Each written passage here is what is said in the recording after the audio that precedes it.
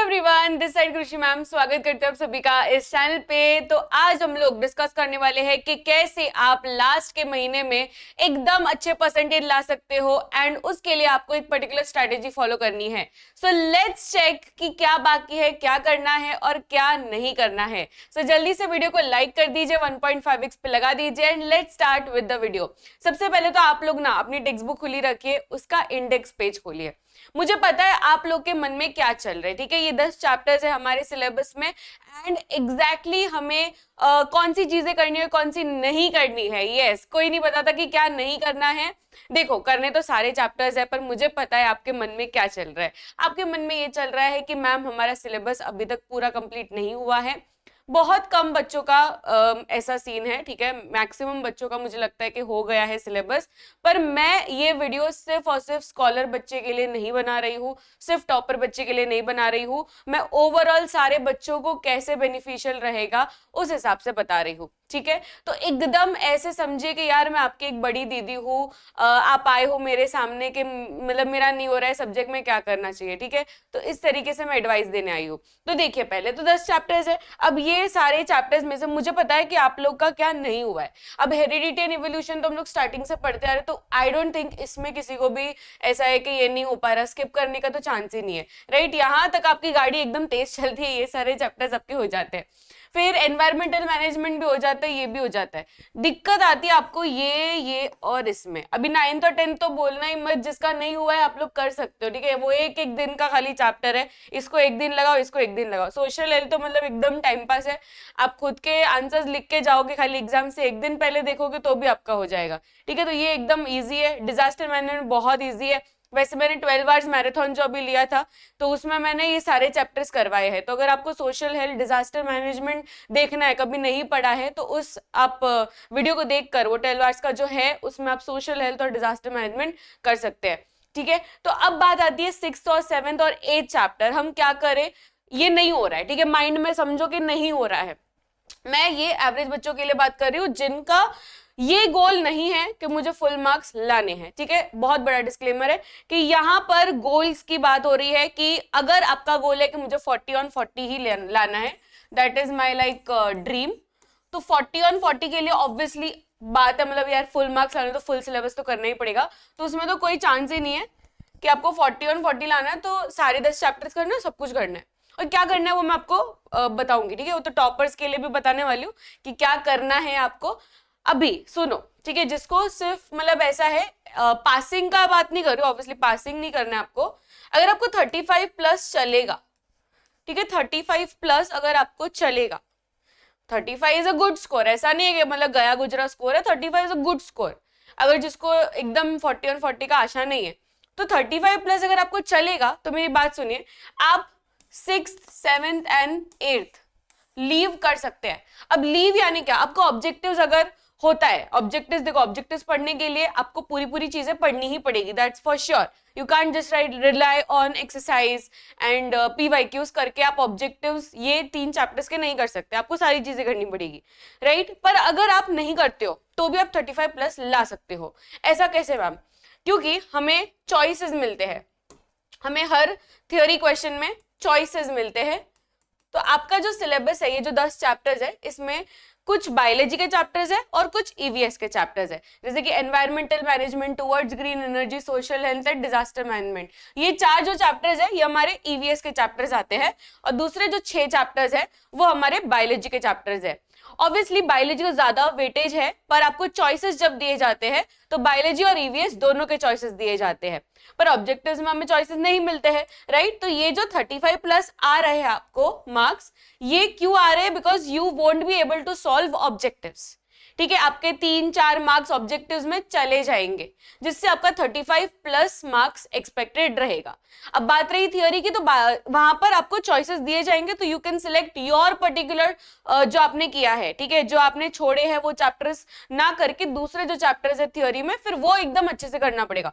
थोड़ा सा रिस्की काम है, पर अगर आपने वो दूसरे 7 चैप्टर्स है, ये 3 चैप्टर्स अगर नहीं करो, 7 चैप्टर्स अगर आप एकदम अच्छे से कर रहे हो, तो आपको जरा भी दिक्कत नहीं आनी चाहिए, 35 प्लस मार्क्स आसानी से ला सकते हो, ठीक है। हो गया। जिनको साइंस 2 एकदम डिफिकल्ट लगता है वो बच्चों के लिए मैं ये स्ट्रैटेजी बता रही हूँ। अब बात करते हैं कि मैम अगर मुझे 40 on 40 चाहिए तो मैं क्या करूं। चलिए, पहली तो बात ये चेक करना है हमें कि आपका सिलेबस हो गया है कि नहीं। सबसे पहला स्टेप है कि हमारा सिलेबस कंप्लीट हो जाना चाहिए, बिकॉज अब दिसंबर एंड हो रहा है। दिसंबर एंड हो रहा है, अब आपके पास सिर्फ और सिर्फ जनवरी एंड फेब्रुवरी है। उसमें भी आप फेब्रुवरी में पूरा पूरा अवेलेबल नहीं रहेंगे। देयर विल बी प्रैक्टिकल के एग्जाम्स एंड दूसरा जो भी आपका स्कूल का रिलेटेड रहेगा, तो उसमें आपको जाना पड़ेगा, प्रिपरेशन करना पड़ेगा, राइट। तो you don't have particular 2 months in your hand, ठीक है। 2 महीने तो है ही नहीं, आप सोचो भी मत मेरे पास 2 महीने, आपके पास सिर्फ और सिर्फ 1 महीना है। बफर टाइम लेकर चलना है, या तो जनवरी में एग्जाम है तो आपके पास सिर्फ फेब्रुवरी है, फेब्रुवरी में तो सिर्फ जनवरी है, मतलब 1 ही महीना है हमारे हाथ में। अब वो 1 महीने में आपको सिलेबस कंप्लीट नहीं करना है, आपको क्या करना है, आपको ये सारी चीजें करनी है। सो अगर बेटा आपका सिलेबस कंप्लीट नहीं हुआ है, you have to make sure कि दिसंबर एंड तक मुझे कंप्लीट करना ही करना है। दिसंबर एंड, या तो अगर दिसंबर एंड हो चुका है सो जनवरी 1 वीक, जो फर्स्ट वीक रहता है, वो 1 वीक में खुद को डेडलाइन दो कि मुझे सारे सब्जेक्ट्स का सिलेबस कंप्लीट कर ही लेना है। दिसंबर में फॉर्चुनेटली हो जाना चाहिए था, पर अगर आपका नहीं हुआ है, थोड़ी सी पीछे चल रही है गाड़ी, मैं सिर्फ साइंस 2 की बात नहीं कर रही हूं, मैं सारे सब्जेक्ट की बात कर रही हूं, सारे सब्जेक्ट का सिलेबस आपका हो जाना चाहिए था दिसंबर एंड तक, राइट। पर अगर आपका नहीं हुआ है, you have to make sure कि जनवरी फर्स्ट वीक, यानी जनवरी 1 से लेकर जनवरी 7 आपका सिलेबस कंप्लीट हो जाना चाहिए। खुद को डेडलाइन देना है, दूसरे बच्चे भले न्यू ईयर मनाए, जो सेलिब्रेशन करना है करने दो, पर आपको अपनी पढ़ाई से मतलब रहना चाहिए। You have to make sure आपका सिलेबस कंप्लीट हो जाए, क्योंकि ऑलरेडी आप रेस के पीछे चल रहे हो। ये अगर नहीं मनाया, ठीक है, चलो 1 साल छोड़ दो ना, क्या चला जाएगा, आपका अभी बोर्ड एग्जाम है। You have to make sure कि आपका जो करियर होने वाला है वो उस पर डिपेंड होने वाला है, आपका सारा लाइफ चॉइसेस उस पर डिपेंड होने वाला है। सो आपको बहुत ज्यादा सीरियस हो जाना है।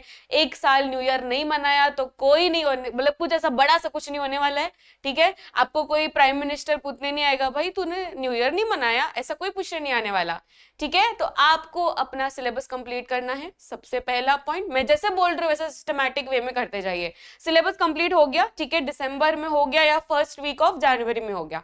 अब नेक्स्ट क्या करना है, नेक्स्ट हमारी समस्या जो है दैट इज टाइम मैनेजमेंट। अब बेटा टाइम मैनेजमेंट आप सभी को सीखना ही होगा। हम लोग पूरा साल पढ़ लेते हैं, पर ये जो टाइम मैनेजमेंट है ये बहुत सारे बच्चे क्रैक नहीं कर पाते हैं, एंड दैट इज व्हाई बच्चे स्टक हो जाते हैं when they are giving exam. जब आप एग्जामिनेशन हॉल में जाते हो, आपके सामने क्वेश्चन पेपर होता है, you are already stressed out, you are already panicked, आपको नहीं समझ में आएगा कि मुझे कैसे करना है, क्या करना है।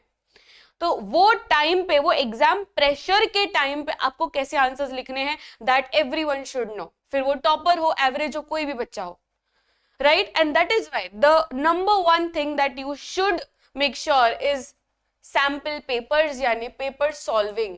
पेपर सॉल्विंग सारे बच्चों को करना ही करना है, कंपलसरी। ऐसे ही आप मुंह उठा के बोर्ड एग्जाम देने जाओगे, आपको कुछ नहीं आने वाला है। आपको पूरा सिलेबस आएगा तो भी आपको कुछ वहां पर नहीं आएगा, क्योंकि आप ब्लैंक हो जाओगे, आपको समझ में ही नहीं आएगा, आपको इतना प्रेशर फील होगा, आपको कुछ भी समझ में नहीं आएगा, आपके हाथ भी नहीं चलेंगे पेपर लिखने के लिए।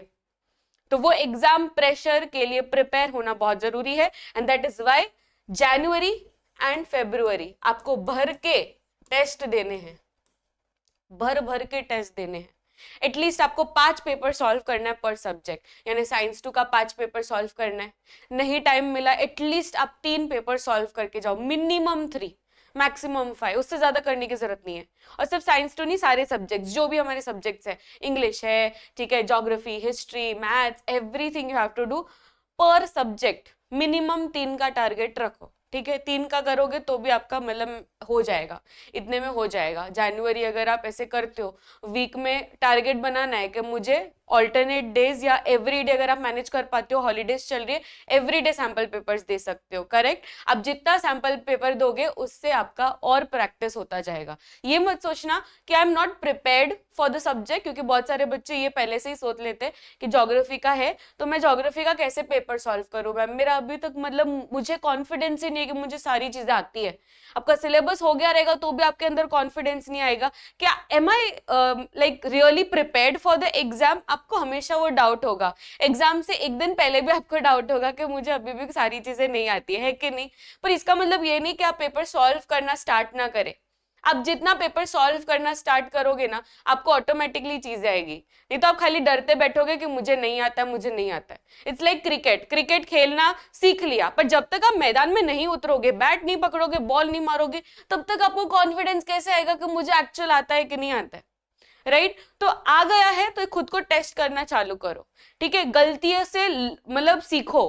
फॉर एग्जाम्पल आपको कोई नहीं आ रहा है, कोई चीज नहीं आ रही है पेपर सॉल्व करते करते, तो आपको कोई मार थोड़ी देगा। नहीं आता है तो पेपर सॉल्व करने के बाद में उसको फिर से पढ़ो कि क्या नहीं आ रहा है मुझे, कहां पर गलती हो गई, वो सारी चीजें हम लोग खुद एनालाइज करके पढ़ सकते हैं, है कि नहीं? तो वो चीज हमें करनी है फॉलो। ये हो गया। अब इसका भी सोल्यूशन मैं लेकर आई हूं। हम लोग वाईसैट ऑलरेडी लॉन्च कर चुके हैं, पता है ना आपको? अगर नहीं पता है तो आप डिस्क्रिप्शन बॉक्स में जाकर वाईसैट, ठीक है, क्या नाम है उसका, वाईसैट, ये फ्री ऑफ कॉस्ट है आप लोग के लिए। मैंने टेस्ट पेपर्स, ठीक है, हम पूरी टीम ने टेस्ट पेपर्स बनाए हैं जहां पर आप टेस्ट पेपर्स सॉल्व कर सकते हैं फ्री ऑफ कॉस्ट। एंड दूसरी चीज आप लोग के लिए टॉपर्स बैच भी हमने निकाला है। टॉपर्स बैच जो बच्चे ऑलरेडी एनरोल हो चुके हैं, बहुत ही बढ़िया, क्योंकि मेरे लेक्चर्स चालू हो रहे हैं। फर्स्ट लेक्चर मेरा 5 जैन से है, वहां पर मैं लाइव पढ़ाने वाली हूँ साइंस 2, जिसमें मेरा लेक्चर होगा 7 बजे 7 PM, सारे सब्जेक्ट्स का है, पर हम लोग का साइंस एंड मैथ्स का लाइव होने वाला है वो बैच में, टॉपर्स बैच में। सो उसमें मेरा 7 बजे लेक्चर होगा। 5 जैन को हमारा फर्स्ट लेक्चर है ऑफ साइंस 2। ओके, सो जो भी बच्चे अभी तक नहीं जुड़े हैं टॉपर्स बैच में, this is your sign that you should join toppers batch. अभी के अभी ज्वाइन कर लेना, क्योंकि 5 जैन से तो फर्स्ट लेक्चर चालू हो जाएगा, तो उससे पहले ऑब्वियसली आपको ज्वाइन हो जाना चाहिए। अब बात करते हैं क्या क्या चीजें हमें करनी है। एक तो हमारा ये हो गया पेपर सॉल्विंग वाला पॉइंट डिस्कस हो गया, टाइम मैनेजमेंट उससे हमारा हल हो जाएगा। फिर दूसरी चीज पढ़ना क्या है इसमें एक्सरसाइज टिक मार्क करते जाओ, मतलब मैक्सिमम स्टूडेंट्स का हो गया होगा। अगर आप ये चैनल से बहुत टाइम तक जुड़े हुए हो, बहुत टाइम तक, तो आपका ये जो भी लिखा है ना बोर्ड में एक्सेप्ट क्वेश्चन बैंक, ये हो गया होगा।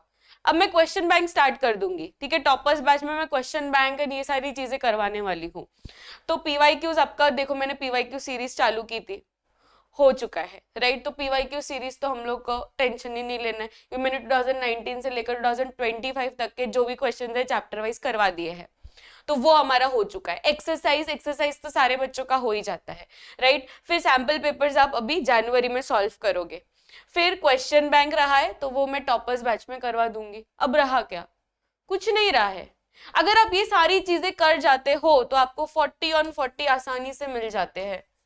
एंड अगर आपको नहीं होते, सारे चैप्टर्स नहीं हो पा रहे, अभी एवरेज बच्चों के लिए मैंने क्या स्ट्रेटेजी बताया, ये वाला 35+ which is a good score, ठीक है? जिसको फुल मार्क्स नहीं लाना वो लोग के लिए भाई ये बहुत बड़ा स्कोर रहता है। तो आप ये 3 चैप्टर्स जो बोझ लगता है वो भी कर सकते हैं, बट मैंने मैराथन सिखाते वक्त ये 3 चैप्टर्स बहुत अच्छे से सारी चीजें इंपॉर्टेंट जो है वो एकदम अच्छे से बताई है, तो आपको टेंशन लेने का जरूरत नहीं है। पर अगर आपसे नहीं होता है तो इसको छोड़ दो और आगे बढ़ जाओ। कोई भी चैप्टर, सिर्फ यहाँ पर नहीं, साइंस 2 में नहीं, कोई भी सब्जेक्ट में अगर कोई चैप्टर आपको डिफिकल्ट लग रहा है उसको थोड़ा सा होल्ड पे रखो। जो आती है ना चीजें उसको पहले फटाफट निपटा दे जाओ, तो आप एक ही चैप्टर पे स्टक रहोगे और आगे जो भी चीजें हैं वो नहीं हो पाएगी।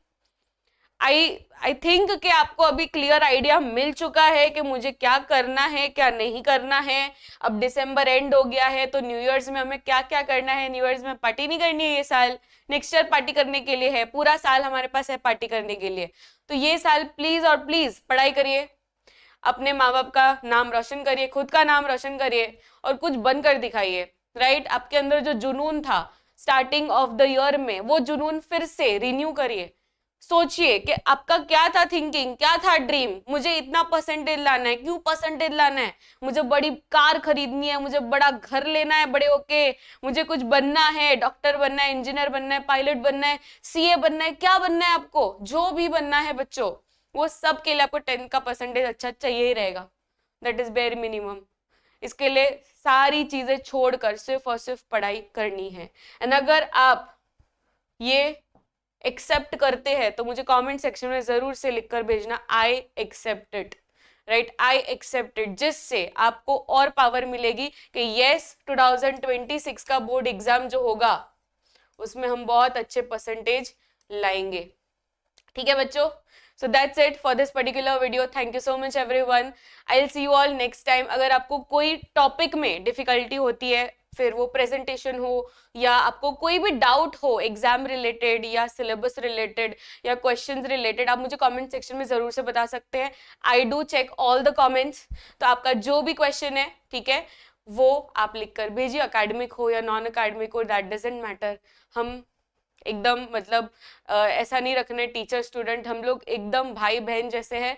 तो आप जो भी पूछना चाहते हो आप आपकी कृषि दीदी से पूछ सकते हैं। Thank you so much everyone, see you all next time, bye.